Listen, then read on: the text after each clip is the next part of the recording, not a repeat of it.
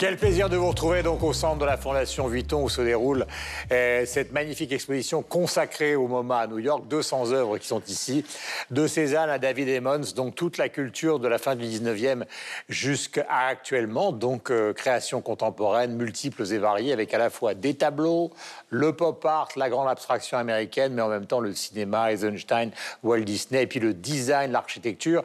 C'est vraiment une exposition extraordinairement réussie et un prêt du MoMA qui nous va directement au cœur, surtout pour tous ceux qui n'ont pas l'occasion d'aller souvent voir le MoMA qui est en travaux donc pour son extension à New York. Mais dans cette fondation, il y a un grand auditorium où sont donnés des concerts, d'où la présence à mes côtés de Gauthier Capuçon. Gauthier, bonjour. Vous êtes sans votre violoncelle, mais nous allons parler justement de ces masterclass que vous organisez ici même, donc dans cet auditorium. Alors, de quoi s'agit-il exactement ?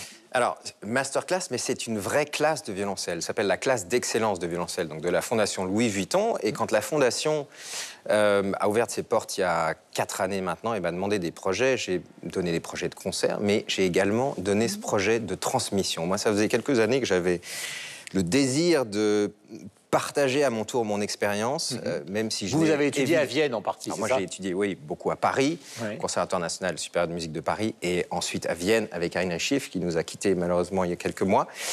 Et même si je n'ai pas, bien sûr, 60 ans d'enseignement derrière moi, j'ai quand même un peu plus d'expérience que les jeunes. 36 ans. 36 ans, donc un peu plus que ces jeunes qui ont 18 ans. Voilà, j'ai 2 fois leur âge. Le but, c'est alors déjà de créer dans cet univers artistique où il y a la rencontre, bien sûr, de publics différents, et donc de musique, de créer un espèce de presque de laboratoire, finalement, où rien n'est écrit, tout est ouvert et chaque saison évolue. On a 6 sessions, donc 6 jeunes chaque année qui sont sélectionnés par audition, qui viennent du monde entier. On a des Américains, des Canadiens, des Coréens, Asie et Europe, bien évidemment, et Français. 6 sessions de 3 ou 4 jours, pendant lesquelles donc, on investit l'auditorium qui est sublime de Franck Gehry et on travaille, donc on passe vraiment des journées assez intenses tous ensemble. Les portes de l'auditorium sont toujours ouvertes, donc le public rentre, sort, participe avec nous finalement à cette évolution. On a des temps qui sont vraiment publics, donc masterclass, et puis chaque session se termine par un concert qui est leur concert, où ils présentent en fait le travail que l'on fait ensemble. Question qui est importante concernant le violoncelle. On dit souvent que c'est quelque chose comme le saxophone ténor qui se rapproche le plus de la voix humaine, c'est-à-dire quelque chose de déchirant, de profond. Vous avez mis du temps à choisir votre instrument, vous ? Non, c'est quelque chose d'immédiat, c'est quelque chose qu'on ressent vraiment à l'intérieur de soi. Mes parents m'ont donné un violon quand j'avais 4 ans. Je n'en ai aucun souvenir. J'ai fait pendant 1 ou 2 mois du violon, puis ils m'ont donné un violoncelle. Donc c'est pas moi qui ai choisi littéralement ce violoncelle. En revanche, j'ai des souvenirs encore sensoriels Eh oui, il y a quelque chose alors déjà d'extrêmement ludique pour un gamin. On est assis, on entoure le violoncelle, et comme vous venez de le rappeler très justement, c'est celui qui est le plus proche de la voix humaine, d'un point de vue de tessiture sonore, mais aussi d'un point de vue physique. C'est comme un corps qu'on enlace, où finalement l'instrument et l'instrumentiste ne font plus qu'un. Il va y avoir un concert à la fin de ces masterclass. Qui choisit les œuvres qui seront jouées ? Alors, les œuvres, on les choisit ensemble. Moi, je rappelle que je suis vraiment là, et la Fondation également, on est là pour eux. On est là, finalement, presque à leur service pour les guider un maximum dans aussi les questionnements qu'ils ont. Donc, on choisit les répertoires ensemble, suivant peut-être un concours qu'ils ont à passer ou un autre concert qu'ils préparent. Et il y a aussi tout un aspect qui est extraordinaire ici, dans cette classe de violoncelle de la Fondation Vuitton, c'est le côté extra-musical. Alors, musical toujours parce qu'il touche à la musique, mais tout ce qu'on peut développer autour et finalement qui va constituer la vie d'un musicien. Comment est-ce qu'on parle lors d'une interview? Comment est-ce qu'on gère le stress? Je fais venir on fait des... Vous avez encore ça, vous? Quand vous rentrez dans les grandes salles, dans la grande salle de Vienne, par exemple? Tous les jours, on a le stress, mais bien sûr. Et si on n'a pas de trac avant de monter sur scène, le trac, c'est une manière... ça ne doit pas être un ennemi. Il faut en faire son allié. Le trac, on ne peut pas le chasser. Donc, il faut l'apprivoiser, il faut s'en servir pour en faire une force, finalement. Donc voilà, je fais venir, par exemple, un de nos plus grands chirurgiens de la main français, le docteur Yves Lebellec, qui vient et qui nous apprend, en fait, ces mains avec lesquelles on travaille tous les jours. On n'a aucune idée de ce qui se passe dessous. Moi, je serais musicien professionnel comme vous, j'aurais l'impression que en tout cas, le sentiment de les mettre tout le temps dans les poches pour les protéger, parce que c'est une panique terrible. Oui, mais on fait attention, mais on peut pas. C'est pas non plus la psychose. Voilà, je fais quand même du ski. Et bon, faut pas le dire. Mais... Quel est le plus grand violoncelliste du monde? Oh, il y en a quelques-uns. Celui que vous préférez, alors? Il y en a beaucoup que je préfère. Celui que vous préférez? J'ai toujours été un grand fan de Pierre Fournier, qui nous a quittés, bien sûr, il y a quelques années, mais c'était un de nos plus grands violoncellistes français. Merci Gauthier, et donc bonne chance pour cette masterclass, qui est un des éléments importants de cette fondation, puisqu'il y a, vous savez, un auditorium, enfin vous le savez peut-être pas d'ailleurs, un auditorium en dehors de l'aspect muséal, puisque nous y recevons, ou en tout cas la fondation reçoit le MoMA à New York. Gauthier, donc bon voyage, parce que la vie des musiciens, ce sont des voyages perpétuels à travers la planète. Voici le sommaire. C'est un monument de la photographie malienne qui nous a quittés en 2016, Malick Sidibé. La Fondation Cartier à Paris lui consacre une nouvelle rétrospective et il est notre premier sujet du jour. La littérature sera présente dans 300 millions de critiques avec le dernier ouvrage de Véronique Olmy, Bakita, ou l'incroyable destin de Joséphine Bakita, une ancienne esclave devenue religieuse, un livre qui a séduit dans tous les espaces francophones. 20 ans après sa mort, Barbara est toujours très présente dans l'actualité culturelle. Nous allons débattre aujourd'hui de cet engouement qui ne se dément pas pour la Dame en Noir. Et comme chaque semaine, notre tour du monde de la francophonie qui bouge et crée, c'est avec le Zap Culture. 300 millions de critiques, c'est parti. Voilà, nous sommes au cœur de cette magnifique salle. Vous retrouverez donc des tableaux de Picasso, de Cézanne, une extraordinaire sculpture de Brancusi. Nous sommes avec Yves Bigot, qui est le patron de TV5 Monde. Mon cher Yves, bonjour. Avec Denise Epoté, bonjour ma chère Denise, qui représente aussi cette bien-aimée chaîne qui diffuse 300 millions de critiques dans le monde entier. Michel Serruti de la radio-télévision suisse et Mathieu Dugal de Radio-Canada. C'est un monument de la photographie malienne, mais de la photographie mondiale, qui nous a quittés donc en 2016. Il s'agit de Malick Sidibé. La Fondation Cartier à Paris, autre fondation, lui consacre une rétrospective jusqu'au 25 février 2018. Je vous propose de découvrir quelques images de cette magnifique exposition et après nous parlerons de sa carrière.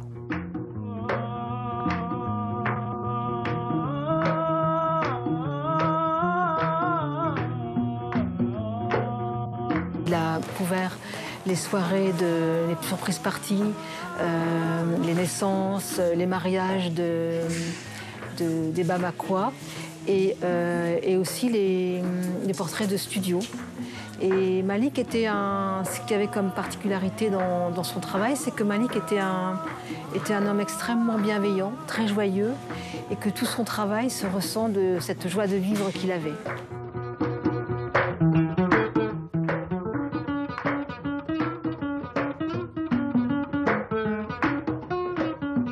Est-ce qu'on peut essayer, par exemple, Denise, de rappeler qui il était? Malheureusement, car il nous a quittés très récemment. Alors, c'était un artisan bijoutier, parce qu'il a fait ses études à l'école des artisans de soudanais, puisque avant l'indépendance, le Mali s'appelait le Soudan français.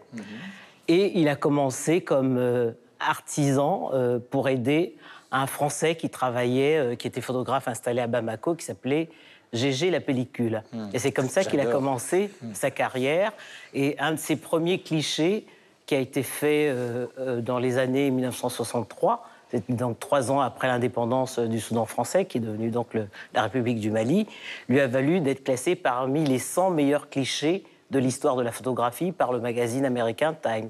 C'est comme ça que Malick a commencé. Et il est, pour moi, je crois, il incarne la photographie contemporaine africaine avec un autre grand photographe malien qui est décédé en 2006, qui s'appelait Seydou Keïta, qui a été un peu son maître, son grand frère, comme on dit en Afrique, et qui, lui, était plutôt un photographe de studio et des notables maliens, tandis que Malick, lui, se consacrait plutôt à la jeunesse et aux couches populaires maliennes. Ce qui est extraordinaire, c'est la simplicité graphique de ces photos, de Keïta comme de Sidibé d'ailleurs. Il y a des personnages qui arrivent pour se fixer dans une image fixe, mais dont on a l'impression qu'ils ont bougé 30 secondes avant et qu'ils bougeront 30 secondes après. Et au moment où on les voit sur ces photos, il y a quelque chose qui est du domaine justement du bonheur et de la tranquillité. Mais Malik disait toujours, la photographie, c'est quelque chose doit exprimer la joie et pas la misère. Et c'est pour ça qu'il prenait un soin particulier à toujours bien apprêter ses modèles.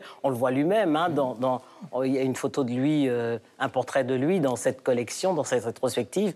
Mais moi, ce que j'aime en particulier, c'est la jeunesse malienne qui, au lendemain des indépendances, singe un peu la société occidentale, avec les costumes, la musique.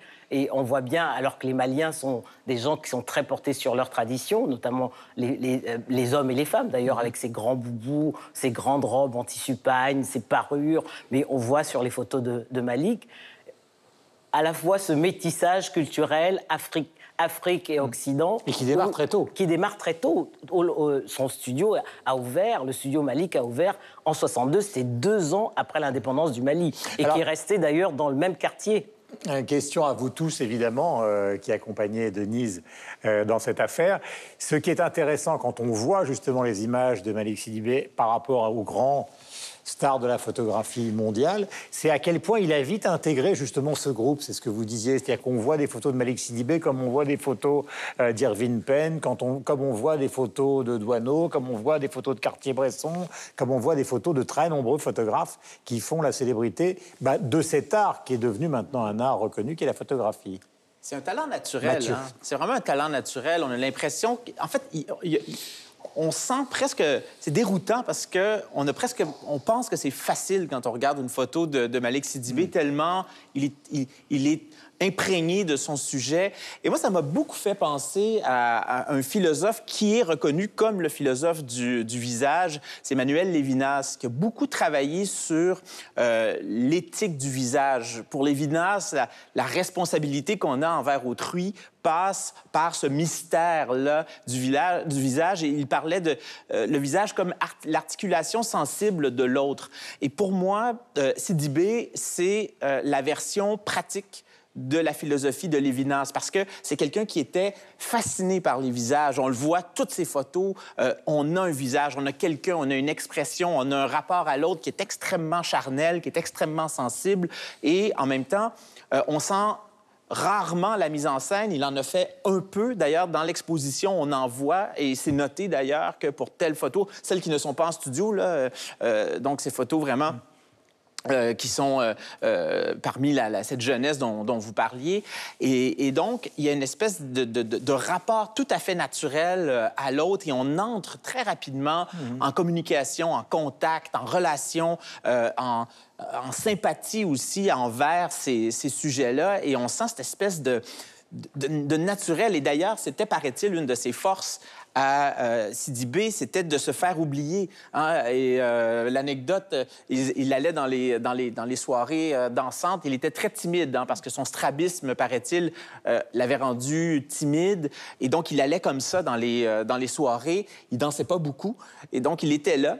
Et il réussissait à se faire oublier. Et toutes ces photos, justement, d'un naturel désarmant, c'est lui qui est littéralement fait partie du groupe et est accepté et va chercher comme ça une humanité qui est presque sans phare. On dirait qu'il n'y a pas d'œuvre du photographe derrière, tellement c'est un rapport qui est naturel à l'autre. Alors, je ne sais pas s'il y a eu des thèses sur Lévinas et Sidibé, mais en tant que... Il y en a une, la vôtre. Je m'avancerai pas. Une thèse en direct avec cette magnifique chemise, on dirait Dostoïevski et Tolstoï réunis en un Canadien.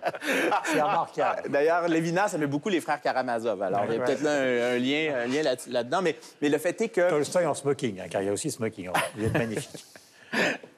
Alors voilà, c'est tout. Il y a Lévinas, Sidibé, il y a une parenté naturelle. Ce qui est intéressant, parce qu'on parlait de l'histoire de la photo, c'est qu'à la même époque, par exemple en Grande-Bretagne, moment que vous connaissez bien Yves avec l'Europe, vous avez des photographes comme David Bailey qui photographient aussi la jeunesse. Et cette jeunesse, ce sera celle, Avedon, qui sera celle des Rolling Stones, etc., etc. Donc ce sont deux jeunesses qui se photographient en même temps et qui finalement, pour l'histoire de la photo, sont aussi importantes. Vous l'avez dit, Guillaume, d'ailleurs, vous l'avez très bien résumé. On a l'impression, ces photos sont tellement spontanées qu'on a l'impression que c'est un moment, en fait, figé dans le mouvement. Et c'est très frappant parce qu'on est dans, par ailleurs, un mouvement culturel et artistique à ce moment-là. Et Mali Twist, ça veut tout dire parce qu'on y sent la spontanéité, effectivement la joie, une forme d'euphorie qui s'empare de l'ensemble de la jeunesse de la planète à ce moment-là. Et le Mali a l'euphorie supplémentaire de son indépendance, mais qu'il partage justement avec sa puissance coloniale du moment et avec la culture américaine qui s'exprime à ce moment-là. Moi, ce qui me frappe beaucoup dans ces photos, effectivement, il y a ce sens du mouvement, il y a ce contraste, c'est noir et blanc, et donc nécessairement les gris qu'on trouve au milieu, sur lequel le travail sur la lumière est absolument remarquable. Et puis, il y a quelque chose de la minceur ou la maigreur de cette époque. C'est un moment de l'histoire de l'humanité où les gens sont minces. Alors qu'en Afrique, souvent, au contraire, la beauté est souvent liée au contraire. Mais avec cette différence, Yves, c'est que les Maliens sont des Sahéliens. Et les Sahéliens sont plutôt des gens fins. Absolument. Et puis en plus, Malik Sidibé est lui-même un Peul. Et les Peuls sont vraiment très racés. Mais justement, merci Denise de cette précision très importante. Mais justement, on a l'impression que le mélange du naturel, du mouvement et de cette minceur, ça exprime quelque chose de fondamental de la mode et de la culture de ce moment qui sont, alors là, en l'occurrence, on l'appelle twist, mais qui sont les débuts du rock. Vous avez la même chose, sauf que la plupart du temps, elles sont en couleur, mais ça rappelle les photos de Johnny Hallyday du même moment. Ici, on le voit, la jeunesse française de ce moment-là, c'est une jeunesse aussi qui est efflanquée. Et il y a quelque chose qui, dans l'esprit du rock initial, a la même expression de la joie, d'une certaine candeur ou d'une certaine naïveté liée à la spontanéité joyeuse de cette époque et dont la minceur est une valeur picturale fondamentale. Et voilà, nous rêvons de l'époque où nous étions justement minces et flanqués comme Keith Richards ou les héros de Malik Sidibé. Il va parler d'une chose qui est importante quand même, c'est le noir et blanc. Parce que le noir et blanc amène à cette légèreté et ce passage quand même quelque chose peut-être de plus profond. Parce que par exemple, quand on se souvient des photos de Jean-Marie Perrier, des yéyés dans les années 60, elles sont à la fois très amusantes d'un point de vue et anecdotique, mais d'un point de vue fondamentalement esthétique, elles disparaissent un peu dans l'histoire de la photo, alors que Sidibé ressort dans l'histoire de la photo. Alors, il ressort, on va dire, au niveau du noir et blanc, peut-être parce qu'on voit aussi des photos des années 60 et 70. Et lui a toujours voulu travailler sur le noir et blanc. D'ailleurs, dans un film qui est projeté dans le cadre de l'exposition, qui est un film de Cosima Spender, Dolce Vita Africana, qui est un film que je vous recommande, qui dure une 60aine de minutes, qui est un film à la fois bouleversant, qui est magnifique et qui explique bien la démarche artistique, mais aussi finalement sociale dans laquelle s'est inscrit le travail de Malik Sidibé.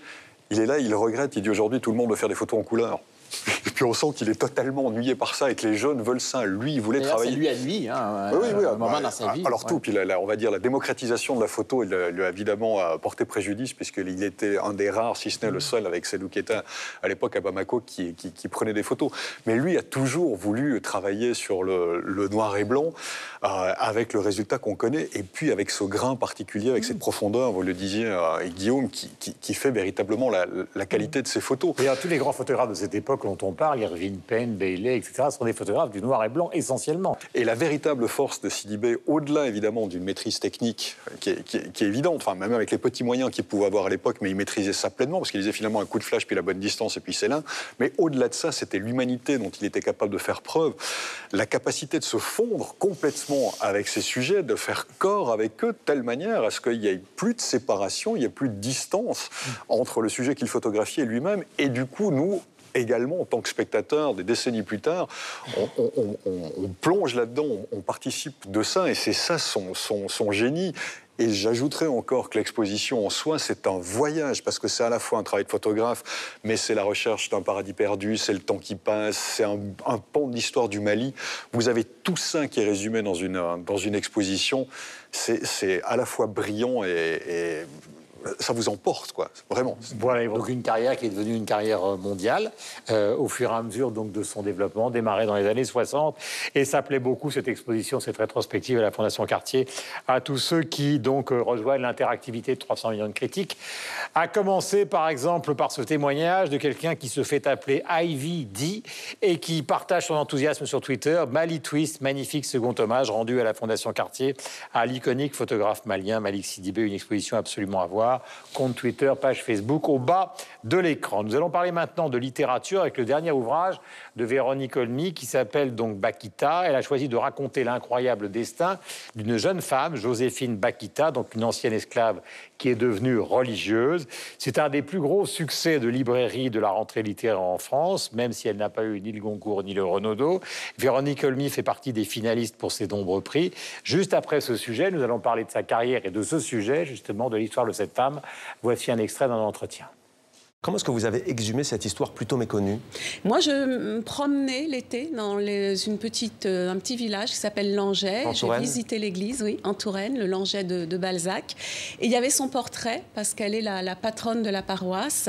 Et en dessous du portrait, quelques dates. Et ça m'a complètement... Moi, j'avais jamais écrit sur quelqu'un qui avait existé. Je n'avais pas du tout envie de faire une biographie ni un roman historique. Je n'ai pas fait de vérification dans les archives du Vatican ou quoi. Il y a une grande part de fiction.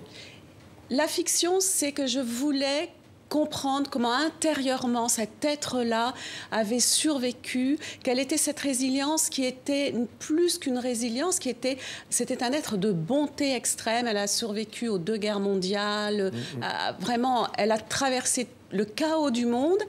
Elle était un être tourné vers les autres. Et moi, ce qui m'intéressait, c'était l'intériorité. Ce qui fait que dans le roman, on la suit, elle, tout le temps. Il n'y a rien d'extérieur à ce qu'elle traverse.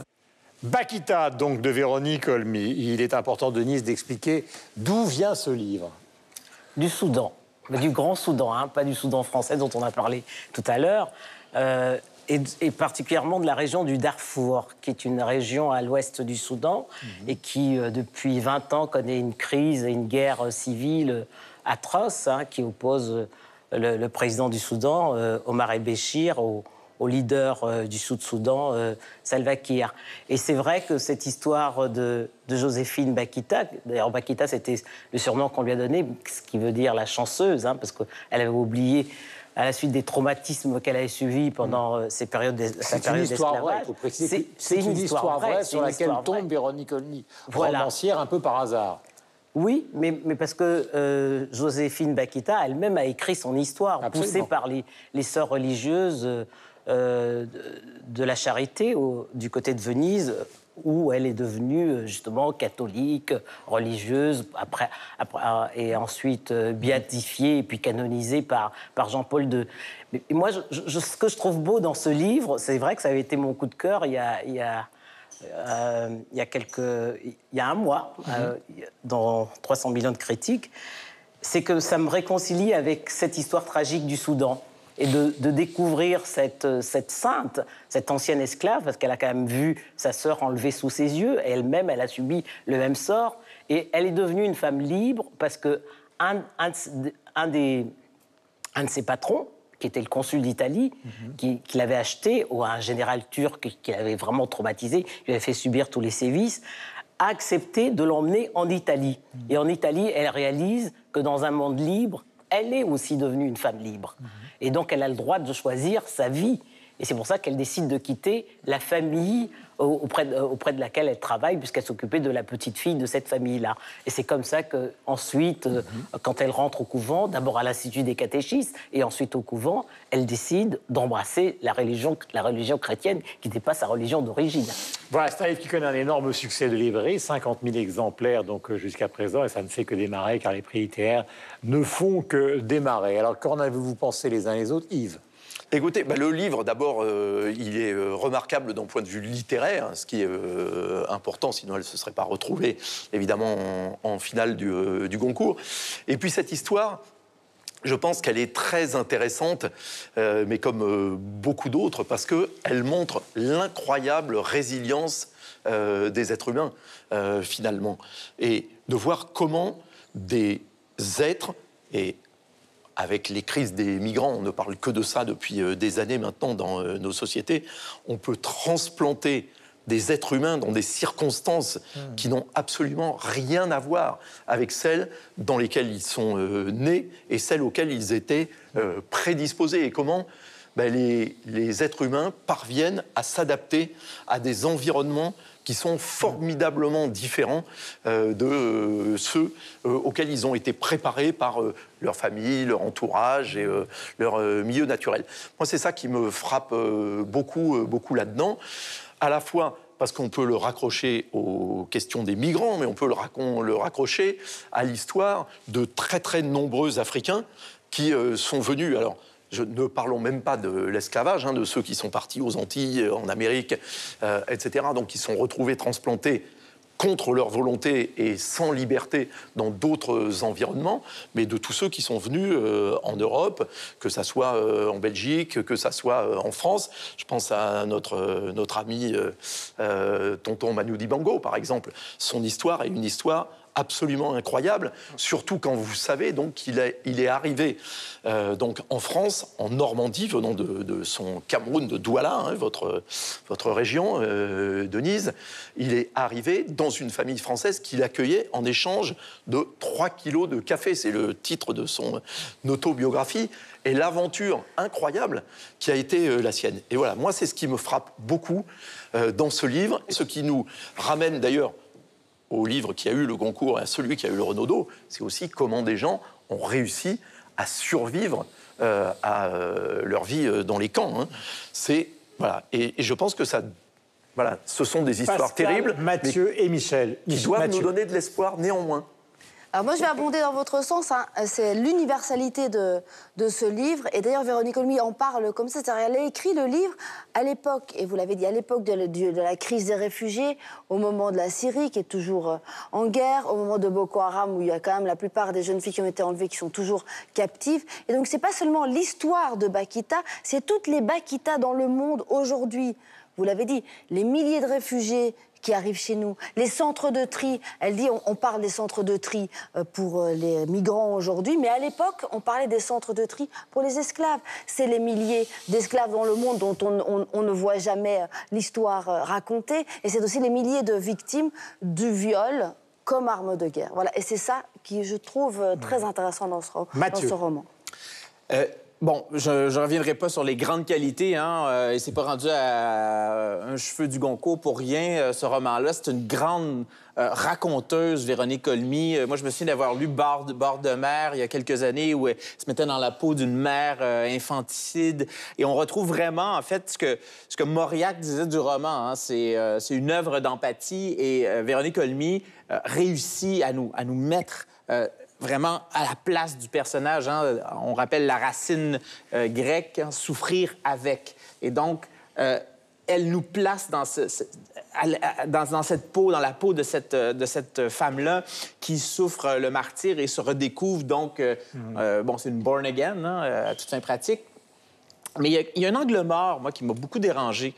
Je ferai un lien avec une sainte autochtone au Québec, qui s'appelle Takeri Tekakwitha, qui est la première sainte qui a été canonisée, sainte autochtone, donc la première autochtone à avoir été canonisée par Benoît XVI.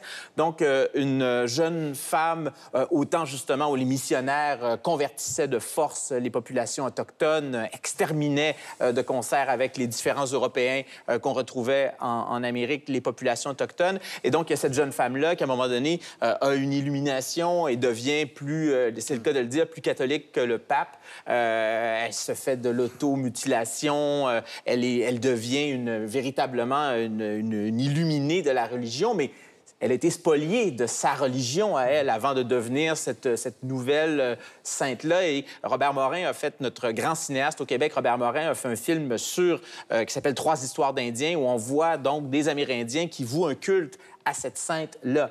Mais il reste qu'à la base, c'est une entreprise, elle devient un peu la porte-parole d'un pouvoir qui l'a littéralement dépossédé, parce qu'il ne faut pas oublier que l'Église catholique a accepté l'esclavage, en a fait presque la promotion, ou à tout le moins un appui tacite à cette entreprise dégueulasse, et pendant des siècles. Et il a fallu attendre l'an 2000 pour avoir des excuses de l'Église catholique face à son appui tacite à l'esclavage. Alors, on ne le lit jamais trop dans ce roman-là, cette chose-là. C'est que oui, c'est beau, elle se retrouve, elle adore Jésus. La critique qu'on peut faire au livre, c'est que c'est une histoire édifiante. Oui. Voilà. Il y a un côté, c'est mon point de vue, c'est très bien écrit, grande romancière, mais il y a un côté saint-sulpicien dans cette histoire-là. C'est-à-dire que c'est vraiment l'exemple typique d'une certaine forme de rédemption, quand vous l'expliquiez. Mais pour moi, la littérature, elle est souvent beaucoup plus du côté du mal, parce que vous avez une chemise à la Dostoïevski, qui est présent dans le livre, bien évidemment, mais du côté du bien, ou en tout cas de cette espèce de fin heureuse. Michel?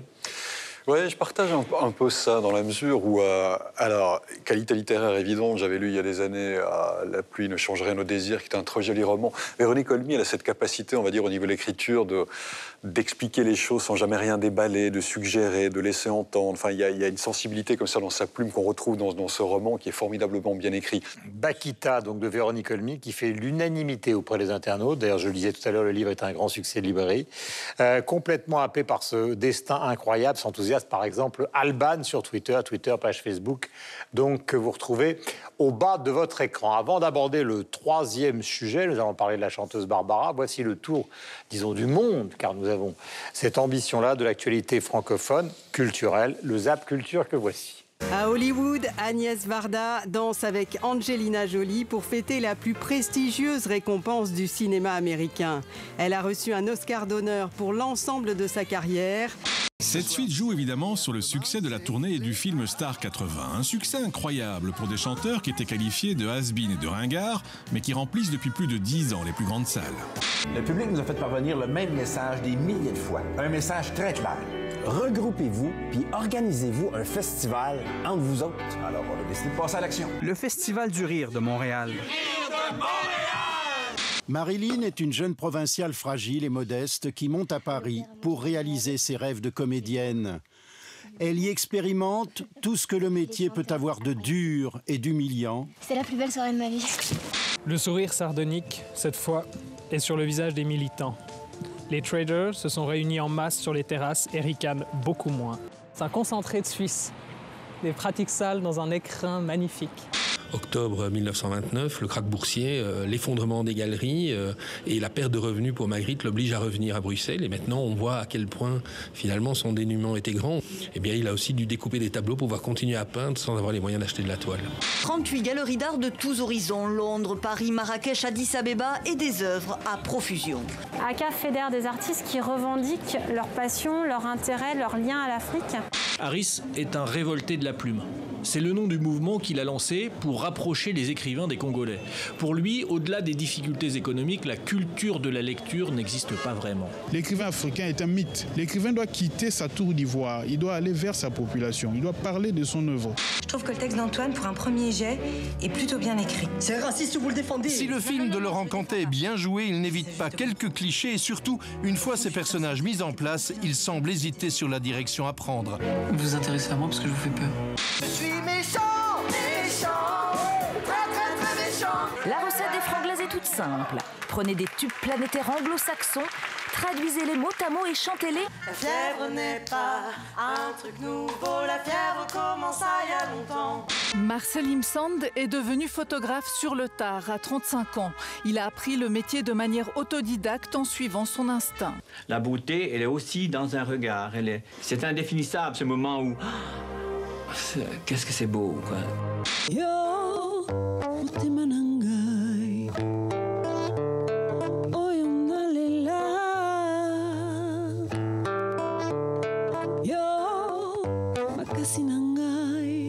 c'est un roc, c'est un pic, c'est un cap.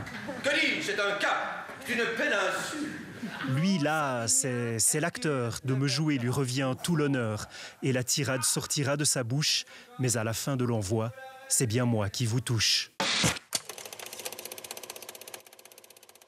Troisième sujet, Barbara. Et Dieu sait qu'on s'engueule un petit peu autour de Barbara, cette grande chanteuse, ce monument de la chanson française. Quand je dis on s'engueule, c'est que, par exemple, vous trouverez dans la presse ces dernières semaines des propos, pour le moins qu'on puisse dire, mitigés de Gérard Depardieu, qui chante actuellement Barbara à l'égard du film de Mathieu Amalric, 20 ans après sa mort. 2 albums de reprise, une exposition à la Philharmonie de Paris, une intégrale album studio inédit avec Gérard Depardieu, le spectacle de Depardieu, la fameuse biographie entre guillemets de Mathieu Amalric. Nous allons débattre de cet engouement qui ne se dément pas pour la Dame en noir. Donc, juste après un extrait du clip de la reprise de Septembre par le pianiste Alexandre Tarot et la chanteuse Camélia Jordana. Jamais la fin d'été n'avait paru si belle. Les vignes de l'année auront de beaux raisins. On voit se rassembler au loin les hirondelles. Mais il faut se quitter, pourtant l'on s'aimait bien. Alors, il y a quelque chose de particulier dans l'affaire Barbara, si je puis dire, c'est que personne ne met en cause sa carrière, mais aujourd'hui, j'allais presque dire, il y a une sorte de bataille autour de son héritage. C'est vrai, c'est un peu la folie Barbara. Il faut dire, on en avait déjà traité la saison dernière. Hein. Et si on y revient, c'est parce que quand il n'y en a plus, il y en a encore.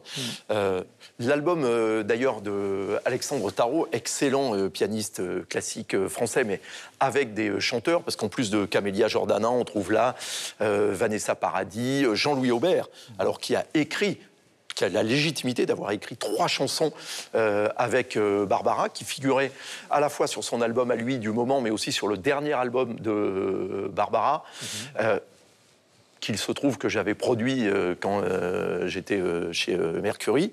Et il y avait vraiment une relation très forte entre Jean-Louis et elle, comme une relation très forte entre elle et Gérard Depardieu. D'ailleurs, il a donné...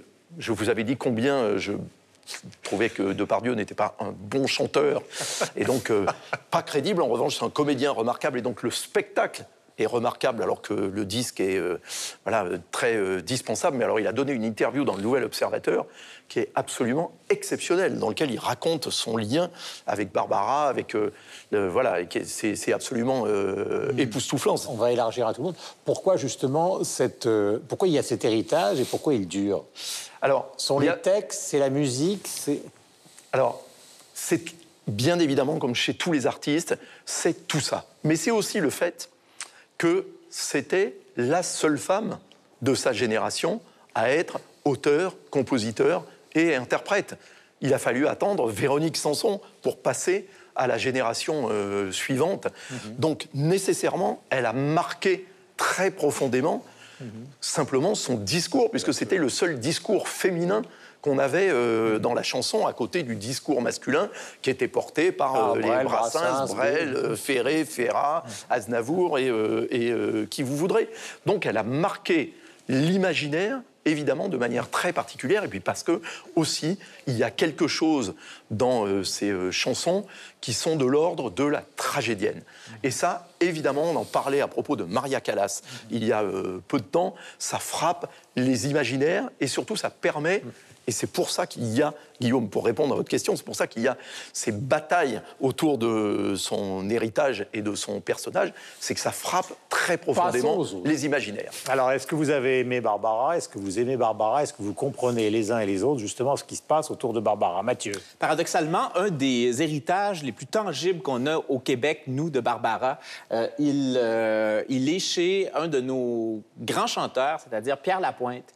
Je me souviens, il y a une quinzaine d'années, alors que Pierre Lapointe commençait sa carrière, je l'avais interviewé et il me disait à ce moment-là que lui, vraiment une des figures emblématiques qui lui avait vraiment donné le goût de la chanson, donné le goût aussi de cette théâtralité. On sait que c'était pas nécessairement... Bon, il y a quelques chanteurs qui l'ont au Québec, mais dans cette nouvelle génération-là, Pierre Lapointe incarne vraiment cette espèce de théâtralité, d'amour du texte, de personnage aussi, parce que Barbara, vous l'avez dit, elle est beaucoup plus... C'est beaucoup plus que ça. D'ailleurs, Boris Cyrulnik en parle dans ses livres. Barbara, c'est une histoire de résilience également, parce qu'elle l'a pas eu facile. Hein? Faire du pouce, du stop entre Charleroi, Bruxelles et Paris... Au début de sa carrière, elle a connu ça. Beaucoup de refus avant d'avoir ses premiers 45 tours. Son histoire de famille. Et son histoire de famille. Et son histoire de famille aussi, qui est terrible. Et d'ailleurs, qu'elle a magnifiquement mis en musique, en texte.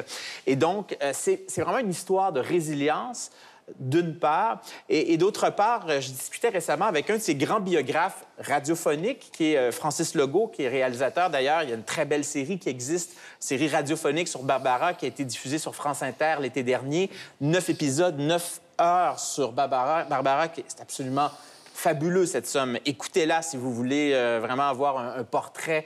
Et donc, Francis Legault me disait qu'il avait déjà contacté Barbara parce que dans les années 80, elle était très impliquée dans la reconnaissance de la lutte contre le sida. Elle avait sa ligne, elle avait, écoutez, une ligne téléphonique à laquelle elle répondait personnellement, une espèce de ligne d'aide, d'écoute pour les personnes atteintes du sida. Et Francis me disait qu'il avait essayé de la joindre par des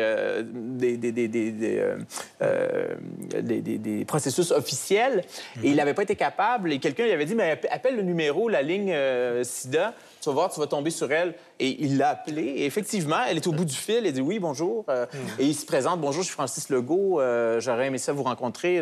Et donc, et c'était comme ça qu'on allait la joindre. Alors, il y a ce côté, oui, grande icône, mais il y a aussi ce côté de femme extrêmement tenace, militante, tenace, proche du peuple et proche de la souffrance. De son époque. Ouais. Michel, est-ce qu'il y a une résonance Barbara chez l'amateur de jazz?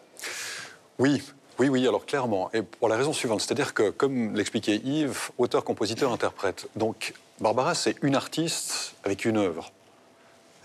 Et vraiment, il y a véritablement ça. Il n'y en a qu'une avec un environnement, un univers qui lui est propre. Comme finalement des jazzmen ont pu créer leur propre univers, même si pour certains il a évolué, mais avec le temps, parce que voilà, on construit différemment. Mais chez Barbara, il y a ça, il y a un univers qui est propre, qui est fort, qu'on reconnaît immédiatement de par la voix, de par la musique. C'est vraiment quelque chose qui lui appartient. Et à mon sens, c'est ce qui rend les hommages aujourd'hui et les discussions autour d'elle très compliquées. Parce que, et notamment pour des reprises musicales. Alors, si vous faites un film, si vous faites une exposition, si vous écrivez un bouquin sur Barbara, finalement, pourquoi pas? Parce qu'on part de quelque chose. Après, ça peut être bon, ça peut être mauvais, mais il y a un acte de création voilà, qu'on doit respecter. Puis ça va plus loin. Maintenant, au niveau musical, alors ça, c'est beaucoup plus compliqué. Parce que Barbara, elle, évidemment, comme ce sont ses chansons, elle a atteint la perfection au niveau de la performance, au niveau de l'interprétation. Il y a pardon? Le phrasé. Tout. C'est vraiment, c'est une chose qui est indissociable, c'est un tout, c'est la musique, c'est la parole, c'est exactement. Mais il y a une sorte de perfection, voilà. C'est Barbara, personne ne pourra faire comme Barbara a fait. Donc aujourd'hui, qu'il y ait certains musiciens qui reprennent ces chansons, qui les chantent, ça paraît d'une fadeur et d'une inutilité pour moi. Un hommage qui est rendu. Ouais, mais encore une fois, les écrivains, les cinéastes, les peintres, les sculpteurs, quand ils veulent faire un hommage, ils ne vont pas refaire. Enfin, je veux dire, si on veut faire un hommage à Brancusi, puisqu'on a un Brancusi devant nous, on ne va pas refaire la même sculpture de Brancusi, peut-être en changeant la couleur, on va s'inspirer de ça puis on va faire autre chose. Le seul qui échappe à ça, on n'avait pas été d'accord à l'époque avec Yves, pour moi c'est effectivement Depardieu, parce que Depardieu il a fait un album justement où il chante pas, donc il fait quelque chose qui reprend la sensibilité, l'univers de Barbara, mais qui va plus loin autrement. Donc moi, à ce niveau-là, je trouve qu'il y a une valeur ajoutée. Mais sinon, dans la majeure partie des hommages qui sont rendus, si ce n'est la totalité des hommages musicaux qui sont rendus aujourd'hui à Barbara, je me demande quelle est l'utilité qu'il soit là, parce que l'original existe, et l'original est magnifique. En tout cas, moi, il me touche. Pascal, on termine. Barbara et la Belgique, vous savez, c'est une histoire d'amour de jeunesse, puisque c'est là qu'elle commence sa carrière. Mathieu l'a rapidement mentionné, puisqu'en 1949, son père quitte le domicile familial. La famille a des soucis d'argent. Ils doivent revendre le piano. Et donc, elle décide de voler de ses propres ailes. Et en 1950, elle fait effectivement, comme tu dis, du stop. Elle arrive à Bruxelles, elle squatte chez un cousin qui se révèle être violent. Et puis, elle déménage, elle va vivre avec une communauté d'artistes à Charleroi. Elle fait des allers-retours entre entre la France et la Belgique. Et puis en 52, elle rencontre un avocat, un apprenti avocat qui s'appelle le Sluys, Monsieur Sluys, et qui tombe éperdument amoureux d'elle puisqu'il lui achète un théâtre. Le théâtre du Cheval Blanc, où elle va se produire, ses premiers numéros, elle est repérée, etc. Alors, je vous rassure tout de suite, hein, en 1955, il divorce, elle retourne à Paris, en France, et là, sa carrière qu'on connaît démarre. Voilà. Alors, juste une petite remarque. Donc, on parle beaucoup de Barbara. Je ne sais pas si ça va continuer avec cette même ferveur, mais vous savez que cette année, c'est l'année de sa disparition, c'est 20 ans de sa disparition. C'était le 24 novembre, elle avait 67 ans. Et alors, on a beaucoup parlé des albums. Moi, je conseille vraiment d'aller voir, si vous passez par Paris, la rétrospective à la Philharmonique de Paris, parce que c'est vraiment une très belle rétrospective, et notamment, ils ont reconstitué l'un des derniers lieux de création, qui est sa maison, hein, à Précy-sur-Marne, et c'est là qu'elle écrivait ses chansons, c'est là qu'elle enregistrait ses mélodies, et puis qu'elle... Voilà, donc une très belle exposition à voir. L'interactivité, la folie Barbara s'est emparée des internautes sur Twitter. Franck s'enthousiasme pour l'exposition qui lui est consacrée, justement, dont vient de parler donc Pascal à la Philharmonie de Paris, Twitter, Facebook, au bas de l'écran. Avant de nous quitter, donc, les coups de cœur, je vais commencer par vous, Denise.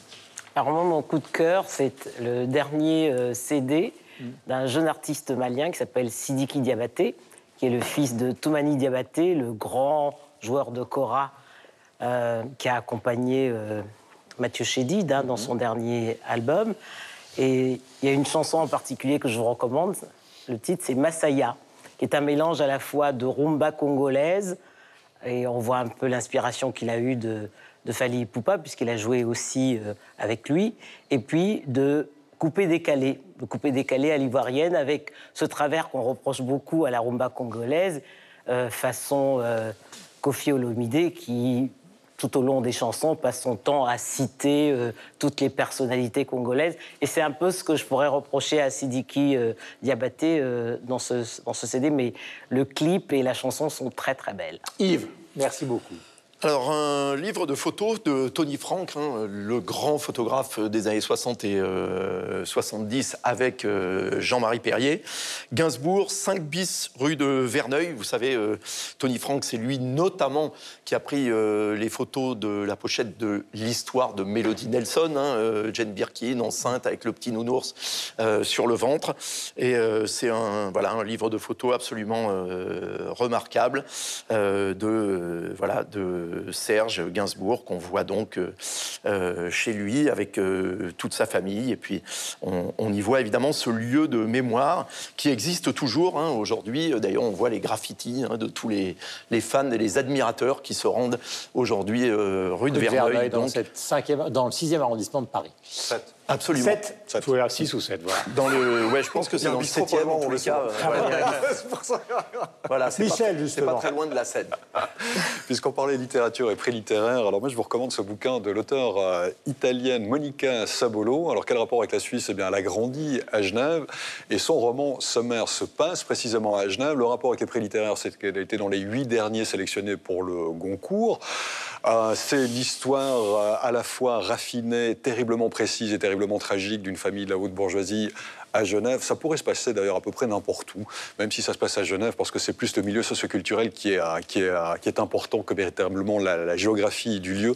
C'est un très beau roman avec une fin inattendue ou attendue selon la capacité du lecteur. Monica Sabolo, sommaire, très très belle écriture. À vous, mon cher Mathieu, pour ce coup de cœur. Eh bien, je vais continuer dans la foulée de ce dont je vous parlais. Pierre Lapointe, donc cet héritier un peu improbable de Barbara en Amérique, au Québec. Pierre Lapointe vient de signer son 7e album, album studio. Donc, il renoue avec les orchestrations qu'il avait fait connaître. On sait que son avant-dernier album était beaucoup plus dénudé, piano-voix.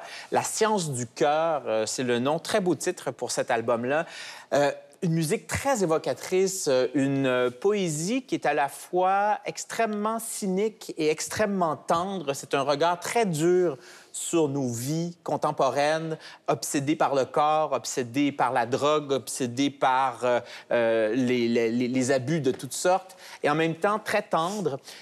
C'est très orchestré. Ça fait musique de film. Moi, ça m'a beaucoup fait penser par moments à Francis Lay, Michel Legrand, ses cordes filées. C'est un très bel album. La francophonie aurait avantage à connaître davantage Pierre Lapointe. La science du cœur. On le connaît bien. Pascal. Moi, cher Guillaume, mon coup de cœur s'appelle Nocturne de Girls in Hawaii. Alors, comme son nom ne l'indique pas, c'est un groupe de garçons originaires de Braine-l'Alleud en Belgique. Et donc, leur dernier album, Nocturne, arrive après 4 ans d'absence. La bataille de Waterloo, hein, Braine-l'Alleud. Exactement. En réalité, elle était à Braine-l'Alleud. Exactement. Donc cet album arrive après 4 années d'absence. Le dernier, c'était Everest, qui était très chargé émotionnellement puisque le chanteur était décédé. Et là, on a un album plus électro, plus musical, qui a en partie été écrit sous hypnose. Voilà, à découvrir. Ah bon, sous hypnose. Derrière moi, vous avez le baigneur de Cézanne. Moi, je suis habillé. Je vais vous recommander Le Fou du Roi de Maï Binbin, puisque nous parlons des prix littéraires. C'est un garçon qui a une caractéristique, c'est qu'il est à la fois l'un des premiers romanciers marocains de la génération post-Tahar Ben Jelloun, donc il est un peu plus vieux qu'Aïla Slimani, mais il est plus jeune que Tahar Ben Jelloun. Il a écrit 10 livres. Et alors, ce qui est incroyable dans cette histoire, c'est l'histoire de sa famille et donc de l'histoire du Maroc. Car le Fou du Roi, c'est son père, qui pendant des années a accompagné Hassan II jusqu'au bout de sa maladie. Donc, ils étaient une dizaine de frères et sœurs, les Binbin. Et l'un de ses frères a participé à l'attentat, vous imaginez l'histoire de la famille, contre Hassan II. C'est-à-dire que le père était l'un des principaux conseillers et le frère a débarqué tout d'un coup et a essayé d'assassiner Hassan II. Ce qui fait que le père a vu son fils faire une vingtaine d'années de prison où il est resté dans un cachot avec une vingtaine de personnes. 4 simplement en ont rescapé. Quand il est sorti du cachot après pratiquement 20 ans de prison, il faisait 20 cm de moins. Et Binbin est le frère qui raconte l'histoire de son père et de son frère dans un contexte qui est très particulier. C'est un très beau livre. Et comme toujours avec les Marocains, il y a ce sens du conte qui est absolument extraordinaire. Merci de nous avoir suivis. C'était 300 millions de critiques. On se retrouve la semaine prochaine. Et allez à la Fondation Vuitton voir cette magnifique exposition consacrée donc au MoMA à New York.